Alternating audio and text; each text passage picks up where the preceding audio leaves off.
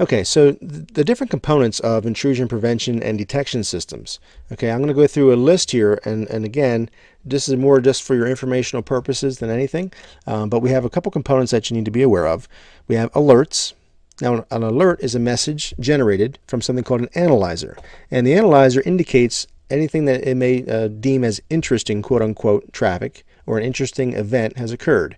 So that alert might be an email, that alert might be a pop-up on the screen.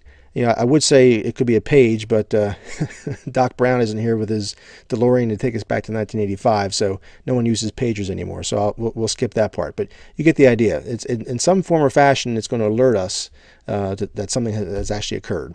All right, now the analyzer processes data collected from one or more sensors, and the sensor we'll talk about in a moment. The sensor basically collects data or triggers data, and then it looks for suspicious activity. Okay, the analyzer is going to take that data and look for what it deems to be suspicious or malicious activity. It could be deterministic or it could be rule-based.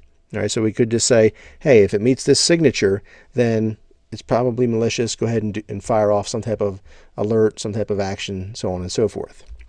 The data source itself is the raw data that's being analyzed. Okay, so that could be log files, it could be audit logs, system logs, network traffic itself. Okay, it just depends. It depends on the system and it depends upon how it's configured. And then we have something called an event.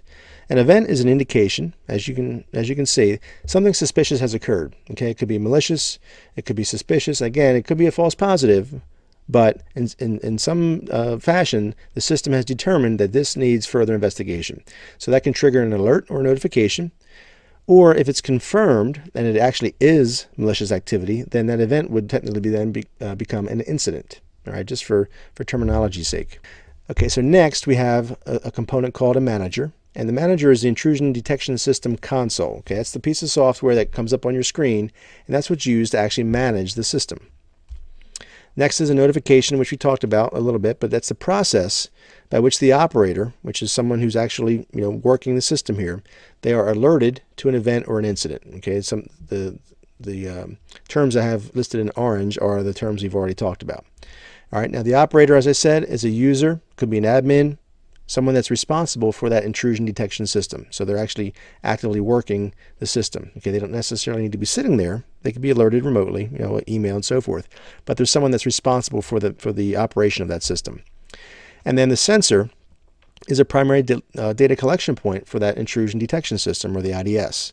A sensor could be a device driver. It could be baked into a piece of firmware on a system, or it could be a separate physical device that's attached to a network that actually collects data. So it could be a separate device collecting data and then processing that in real time.